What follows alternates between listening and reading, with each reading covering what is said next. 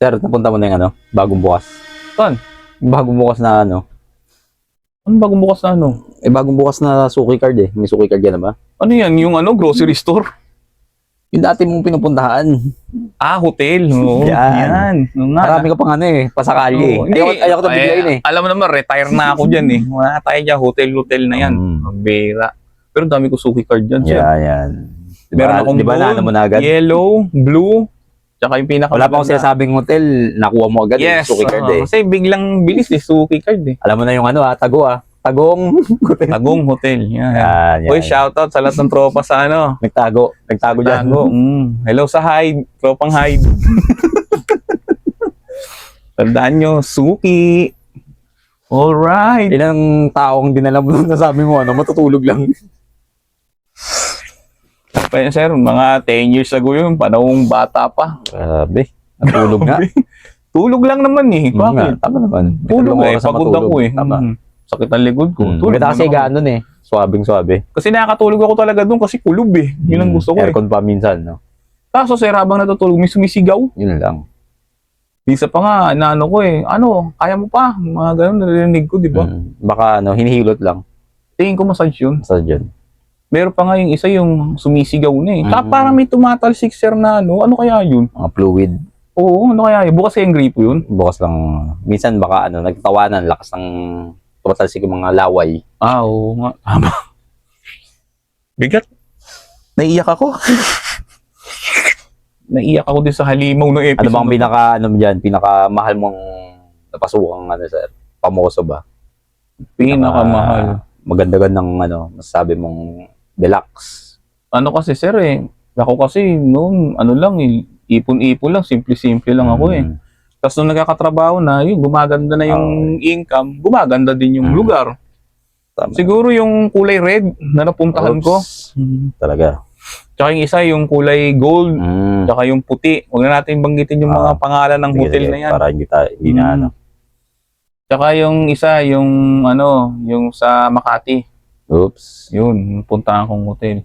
Dami na. Hindi na mabilang sa mga daliri. Mga pinatalsik na Yung mga salapi. Mga pinatalsik mong salapi. parang si Batosay eh, walang habas. Ang habas talaga. Hindi, baliktad yung talim eh. Siyempre. Diyan talaga ang natin eh. Sige sir, so ngayon nag-uusapan tayong hotel at ito yung hindi naman lingid sa lahat na dati rin ako nagtrabaho sa hotel. Tayo, di ba? Dalawa tayo. Kaming dalawa. Dati kami nagtrabaho sa hotel. Ayoko na nga sana ibalik eh.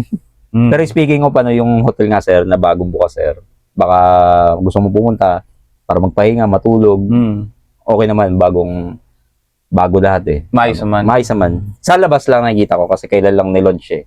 May pa nga sila may mga parang commercial pa eh. Hindi sa TV, kundi may mga gumamit sila. Binibigay na leaflet, mga banner, kotse, no? Binamitan nila. Hindi ko kasi alam eh, hindi na ako nagpupunta dyan eh. Oo, syempre. Tagal na, lipas na eh. Lipas na yung mga panahon na yun. Eh, kung sakali man mapunta ako doon, wala naman akong pera, baka sa tiles ako patulugin doon. Doon ka sa labas ng basuran. Oo, yun. Doon ako matutulog. Ang sarap. So, bali itong kukwento ko, sir.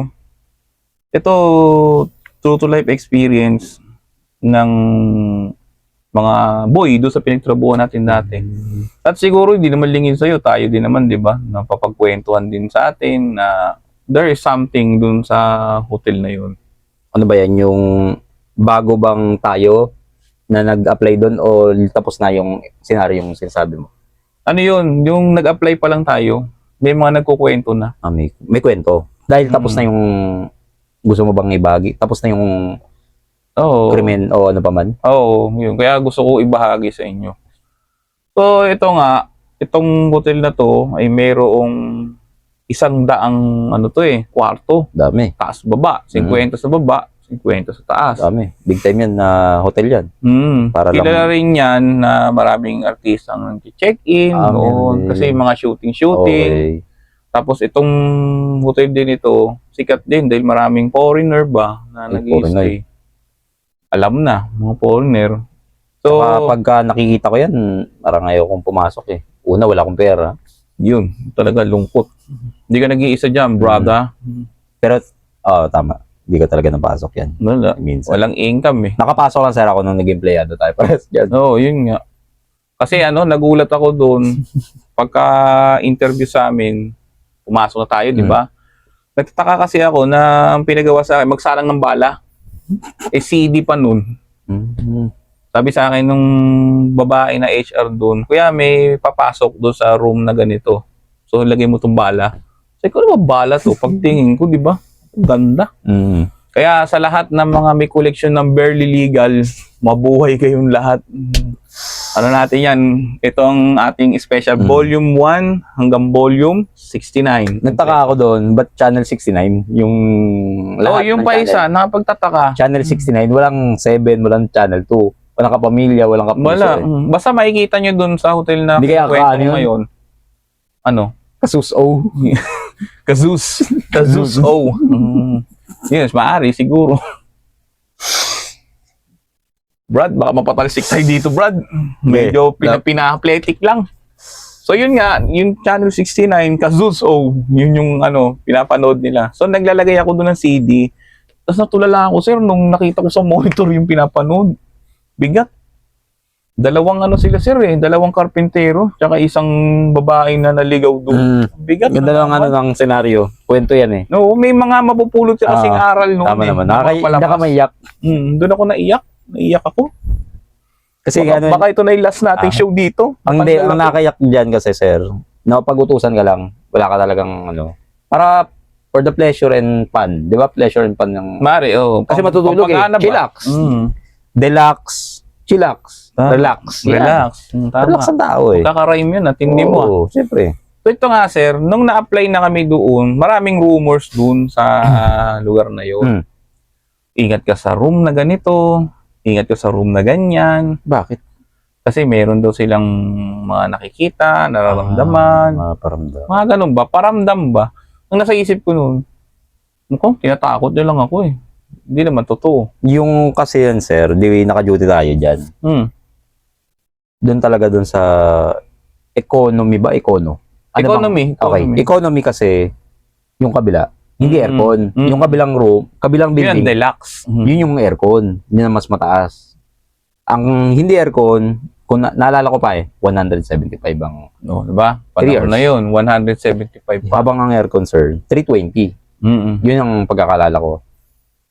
Every time na nagpapalinis doon, sir, nililinis. Kasi ang schedule natin, hindi ako nagkakamali, sir, 10 to 7, 8 hours lang talaga.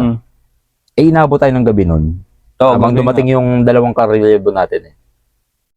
Nagtaka ako sa ilaw, sir, pula. Pero iba, mabigat ang Bawat kwarto doon, mabigat. Kasi yung every time na nilinis, okay pa yung umaga eh. Panalo pang umaga kasi umaga pa eh. May masinig pa ng araw eh. Yung paggabi na, doon na medyo bumibigat na kasi yung ilaw pa nila, pula. Yun Yun, sa mga nakikinig ngayon at nanonood, imagine niyo yung mga kwarto ng hotel, kulay red yung mga ilaw. Nagtataka nga ako, bakit sa red yung mismong ilaw? hallway din. Sa hallway pa. Red ang ilaw. Hindi, bakit kaya, Baka, hindi, matipid ba sa kuryente yan? Hindi. Kahit naman ako ngayon, nung naaalala ko na, kasi kinalimutan ko na yun, tagal na panahon na eh. Kasi nga, yung wala ko na pala ba, yung trabaho. Tama naman. Pero may napala tayo. Yun ang pagpagana. Naalala ko yung napalang yan. Malaman nyo lang mga ka-shekels, may pinurusahan. Hindi ko pinurusahan kasi pinag-serve ko pa sila ng pagkain. Ito parusa. Kasi yung dalawang yun, kumikita sila. Paggabi pala dun, sir. Naalala ko ulit. Paggabi doon, may mga nagbibigay ng tip. No, hindi sinasabi sa atin. Hindi sinasabi. Silang dalawa lang nagkwento na maganda raw ang panggabi. Pero tayo kasi, sir, ang natanggap na, talip-tip na lang. Hindi kami nakakuha ng tip, kundi talip-tip. Talip-tip na lang. So, bale, sa galit niya, sa tuwa niya, yung kanin, yung kanin. Ang ulam namin nun, langgunisa. Sakto naman to, yung may masama ang pakiramdam niya kasi marami sipon siya, tsaka basta masama ang niya. May naipong dito, green. Sinus sa time. Sinus. Mantakin nyo ba naman na yung kanin na bagong saing, dinuraan niya, hinalo-halo niya, sinerve niya doon sa dalawa. O diba? Yun ang kabutihan. Bawi niya yun, yung bawi niya. Kabuti yung loob pa rin yun. Hindi, kasi kita nyo nagsosolo-solo sila kumikita. Hindi kami pinapartihan. Kailangan parusahan. Yun lang, parusahan agad eh. Pero yan time na yan, that was before. Pero ngayon, wala na ako. Wala yan, tagal na nun. Tagal na Back in panahon na yun. 2007. Mm, 2007. 2007. Pagka-graduate natin, 2007, tamay na tayo nun. Kaso ang problema po nito mga shekels, one day millionaire lang kami nun. So ibig sabihin one day millionaire, isang araw lang kami. Kasi ang sahod namin, kung malaman nyo lang, tumataginting Kumikinang na, na 75 pesos. 50 lang sir. 50 lang ba? 50 lang. Kamali pa ako, 50 lang 50 pala. pesos yun sir, kasama na ang pagkain. So bali, 50 pesos lang, sa isang araw mo na yun, na duty, habang libre ang pagkain. Ay, mali pala ako. Sa isang hotel pala ako nag... Oops, iba yung yan isa ha. palang hotel yun, yung in-applyan ko. Kaya pala 75. 50 lang talaga. 50 Yun yung pesos. na ano, nag-podcast kami ni Ma'am Paula. O, iba nga pala yun. Kaya lang tayo umalis dun, sir. Medyo didikit ko lang sa kwento mo.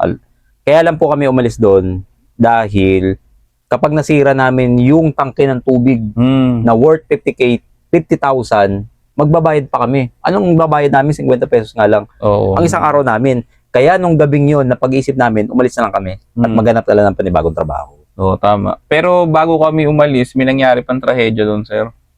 Kasi naglilinis ako ng... Sino man si Mima? Mima Roda. Mima Roda. Shout out Mima Roda. Kung napapanood mo, Kung napapanood mo, magtago ka na. Magtago ka na. Ano Bilangin mo na yung hinga mo. Hindi mo pa ako kilala maigi.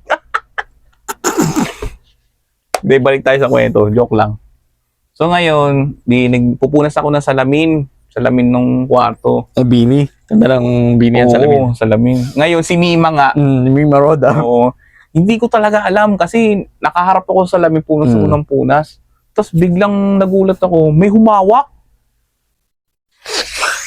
Nakaka sa kamay. Yan taba pa naman ang kamay ko. Talaga. Nalimaw talaga nalimaw talaga sa show na to. So madaling sabi nga, inipuan ako pre. Ayun lang. Medyo Paul yun. Nabatrip ako nung mga ka-shekels kasi sarap ng punas ko eh. Kasi syempre focus ka eh. Bigla akong ginanyan eh. Dinakot eh. 50 million sir sa sauri mo. Syempre focus ka eh. Focus ako. First kasi job natin sabi yun eh. ko, first job. First job namin po yung mga ka-shekels. Ano yun? 50 yun. 20 pesos. Yun, Kaya tinagot natin. yun nga yung time na yun. Kaya lumipat nga ako doon sa 75 na pinapasukan. Sa ibang hotel. Okay. Ngayon, nung hinawakan ako, ano ko siya, nagulat ako, buti hindi mo- nasiko ko siya eh. Siniko mo. Tapos tumalsik siya doon sa may pinto. Dapat nga, babanatan ko doon sa loob eh. Ang problema nga lang, naawa naman ako kasi nakita ko si Mima, payat eh. Payat lang. Liit lang. Kaso agresibo sa ano eh. Oo, kaso magaling lumingkis, mga ka-shekels. Ikaw pa masaktan. Pero wala siyang kasalanan. Self-defense lang yun, sir. Oo, self-defense lang yun. Uy, mahal natin ang lahat ng mga ano na. Walang ano yun. Wala tayong... Wala kami discrimination. Walang discrimination. Mahal natin lahat yan. Kaso na-tsempuhan lang talaga Girl, na... boy, Mima, tsaka ano, Brad Turby. Brad Turby. Yan. Lahat yan, mahal Lahat yan natin sila. yan. Wala tayong ano dyan. Wala kaming ano dyan, walang pagtatangi. Walang tatangi. Kaya lang, wala kasing respeto. Parang, di ba? Kasi sobra siyang aggressive. Tsaka akala namin kasi lalaki siya. Oo, kasi manamit. Oo, akala namin okay siya. Kasi bilang kasamahan namin sa trabaho, wala kaming inisip na mali sa kanya. Siya lang pala yung mali. Kasi Yun. parang pinagsamantalahan niya yung mga lalaki. Ganun din sir ginawa sa akin. Hindi ko lang sinabi. Ganun din ba ginawa sa'yo? Ba't hindi na lang pala natin ginawa sa isa nun? Manyakol si Mima. Kung may Mima Ropa, ito Mima Roda. Manyakol, di ba? Manyakol si Mima Roda. Hindi, sa madaling sabi, inaabangan na nila Pero yung problema, kwento sir. na nakatakot eh. Problema sir, nadismaya siya sa akin. talaga? O kasi nag-expect siya na may madadakot. Kasi siya yung ano eh, siya yung prospect talaga naalala ko eh. Kasi sabi, payat, mamasil kasi to eh nung bata. Hindi, nadismaya siya kasi tulog pa. Oo, yun nga, tulog pa. Kasi ano, paghawak niya, sabi, ba't flat na flat? Yun yung ano niya. Tapos, ang Flat, kasi yung chan ko nun eh. Flat Oo, pa. maraming abs. Wala pang abs eh. Hindi kaya ko, tinatawanan ako kasi nga, maano na yung katawan ko nun eh, malaki-laki na din. Yung bang malaki yung muscle, pero maliit daw yung ano, yung mga nerves. Tama. Pero nagkamali siya ng inakala. Kaya nga nung araw na yun, nung ginawa niya sa inyo, muntik talagang ano eh, dumiretso na sa gano'n eh. Babanata mo. Bigla may magulat na kami, may lumabas sa bintana. Oo, Aspa naman hindi yun sir. Muntikan niya na talagang ano, kasi nanggigil na siya eh. Kalma mo lang. Huwag ka malito, kalma mo lang. Nanggigil na sir eh. Talagang gusto nung warakin eh. Sabi ko, easy ka lang, Brad. Sabi ko sa kanyang ganun. Bigat. Buti hindi kayo naperan. Inoperan ako. Alam niyo magkano ino-offer? Wala mo magkano. 40 pesos sa limaw. At least, dumagdag yung sahod mo. Sa bagay, malaki naman yung nung araw, mga 50. Oo. Pero yun nga, Kaso balik tayo pagkatao sa mo, sir, kwento. wasak ang pagkatao mo eh. Wasak talaga.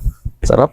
Kaya wala eh. Kaya mahal natin lahat yan. Kaya nga, ano eh, proud to be akla. Yan. Pero balik tayo dun nga sa kwento. Ito yung mga ka-shekels na nililisan ko lang muna sa inyo yung takot. Kasi ito yung mga ikukwento ko na talagang, ito based on true to life story ng mga kami, lahat ng empleyado doon. Sayang nga lang, hindi namin na-explore yun kasi ano na yun sir eh. May bagong establishment na. Bago nga pala. Sayang, na-condemn din yung lugar na yun. So ganito nangyari. Di ba nga, pula nga yung aisle. Merong isang room doon, siguro room 14. Tama ba? 14 nga. Sabi nung isa kong kaibigan, kasama niya si Mima. Sabi niya, yun yung sa Amy Calvo, naalala mo siya? Sa Amy Calvo matangkad. Sabi niya, pre, huwag kayong pumunta dyan sa kwartong yan mga paggabi na.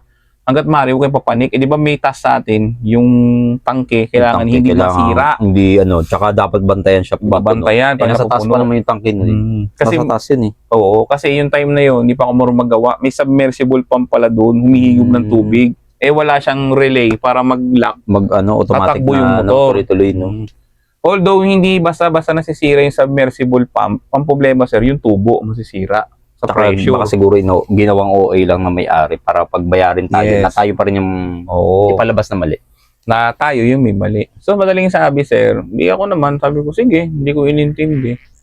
Ngayon, pagbaba ako, sir, doon, bago sila magluto ng pagkain, yun na kinuwento na sa akin, yung umupo na doon sa loob. Eh, madilim yun eh, yung... Dilim talaga doon? Yung dilim. Dilim talaga. Sabi niya, alam mo ba na may nakita ako doon sa kwartong yun, kaya ayaw ko kung ipapunta ka doon. Sabi ko, ano ba nakita mo doon? Ito daw, halimbawa, ito yung kortina. Meron daw dumungo sa kanyang ganun. Tapos, ang nakita daw niyang itsura, parang na daw, bulok na. Bulok na. Parang taong bulok. Hindi naman, wala namang uod, OA naman yung. Basta ang nakita lang daw niya talaga ng ondas, agnas na tao. Agnas na tao. Tapos, ang lalo daw siya natakot, sir, nalalagas yung ngipin. Habang tumatawa sa kanya. Sino si Mima?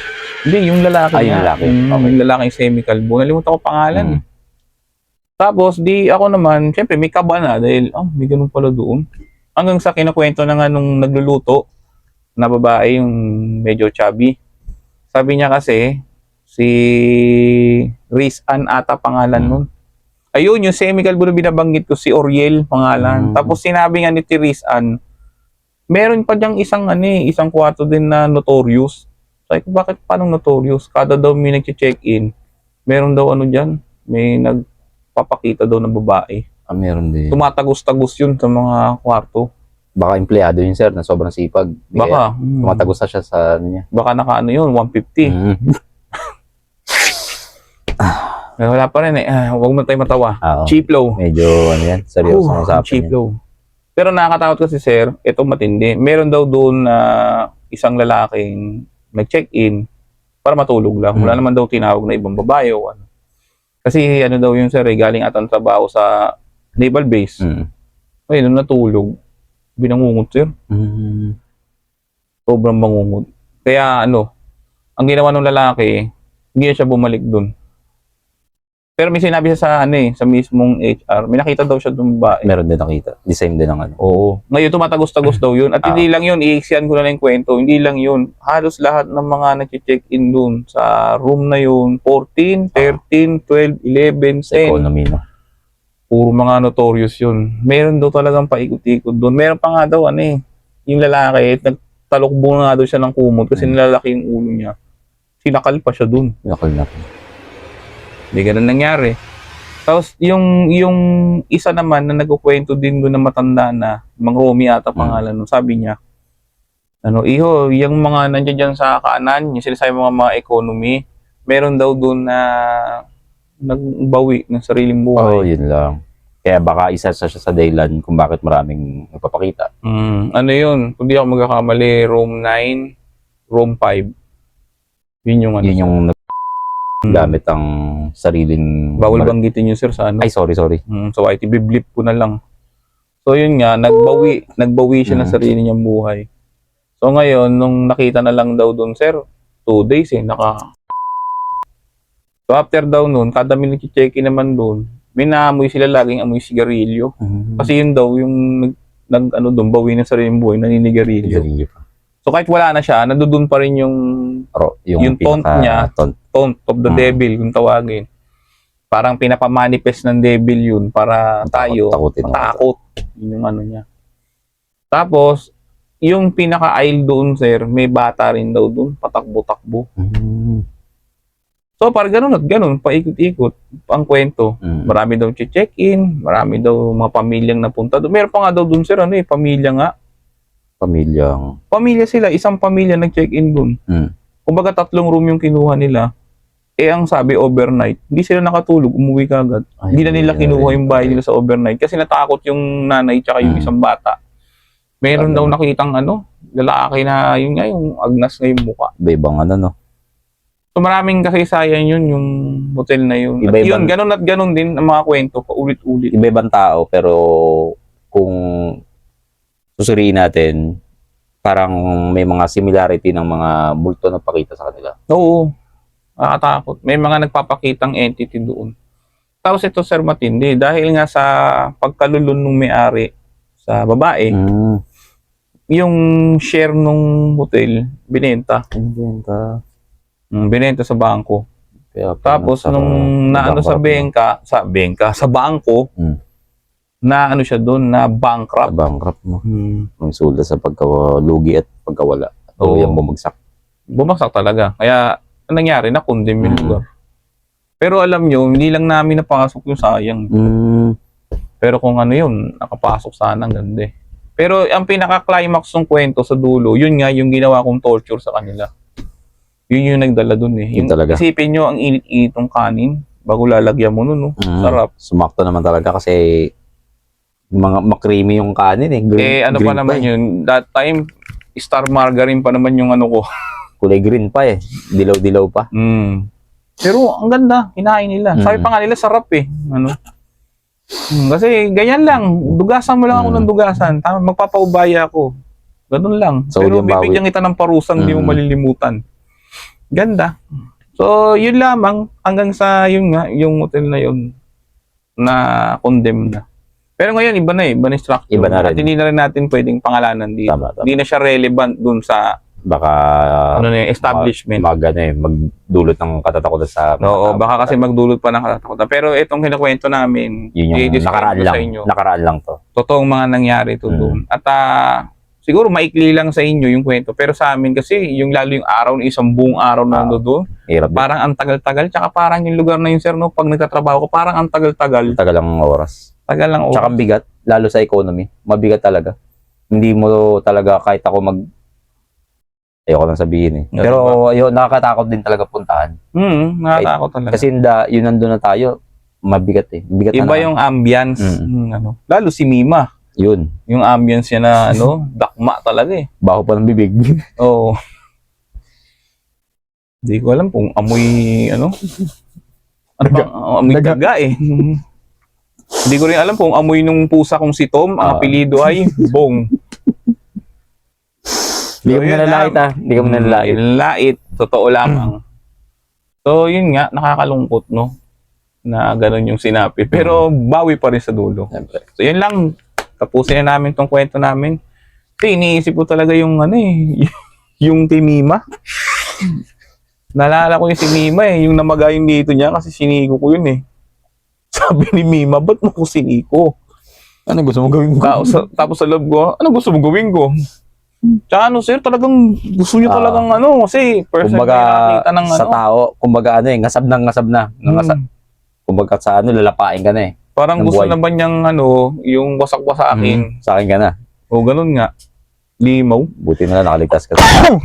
God bless you all. Nisip po na kami dito. Ibang panahon, malamig, tapos iinit. Limaw na yan. So yun sir, wala ka ba siya shoutout dyan? Shoutout ka muna sa mga tropa. Wala. O ko siya, shoutout ko muna sila Auntie Ikay, si Gara, si Tirio, si Tibubu, Tapos si Boy Kahoy. Boy Singkamas. Dumadami boy eh. Machete ba yun si Butaw? Oo, machete yun. Nakita ko nga eh. Natuwa nga ako doon sa mga comment niya eh. Boy Kahoy. Tapos, sino pa ba mga iaano natin yun? Si Asinit. Yan. Tapos, sila Ma'am Pink Butterfly. Tapos, abangan ninyo yung mga bago naming upload ngayon. Ikaw, sir, wala ka bang ipa-plug sa mga kakilala mo? Bati ka. Jerwin Madrigal, shout out. Ayan, kay Mab. Yan, Bagong ano na, Maverick. Anong pang apelido ni Mab? Prutos. Yun, Maverick Frutos. Hindi, Pruto lang yun. Pruto, Walang Pruto. S, without S. Okay, single lang pala siya. Parang Mab, congrats sa iyong wedding. Nakatingin ka na ng kasuy. At nawa ay ang pagtikim mo ng kasuy ay naging makabuluhan sa iyong buhay. Ikaw, sir, wala ka ba bang ibang pa-plug? Wala na, sir. Salita ka naman, nangangalay na ako dito. Halimaw. Wala eh, wala akong masabi kundi tumawa lang eh. Okay. Nakatawa si Mima. O, si Mima. Shout out, Mima Roda. Sorry kung nabigyan kita ng isa. Sorry talaga. Yan, baka pa nakita tayo. Dalawa na. Wag naman. Tropa natin yun sila. So yun lamang, ilagay lamang ang disiplina sa lahat ng pagkakataon. Yan. At nang sa gayon, maiwasan ng mga conflict. At naway natakot kayo sa aming binahagi ngayon. Ako na nagsasabi sa inyo, pag pumasok ka doon sa hotel na yon, siguradong yari ka kay Mima Roda. Sarap ni Mima Roda, naalala ko itsura nun. Iipaw talaga. Naalala ko yun, lagi nag-aabot kasi sa akin yun eh. Parang bisugo ang nguso nun eh. Nakaganon yun, ganon. Ganon siya, lagi nakaganon yun eh. Kasi ano siya sir, parang janitor fish yun eh. Mabilis ang galawan. Andang mapasubo sa lahat ng oras. Ready na siya. Pero yun nga, maging nawa, may napala tayo, maging kapaki-pakinabangan, makabuluhan. At dito na namin tatapusin itong video to. Salamat sa iyong panonood at pagsubaybay. At ito muli si Boy Patatas. Sabi palayas, mga kaibigan. Na nag-iiwan sa inyo ng isang makapanindig balahibong gabi sa inyong lahat.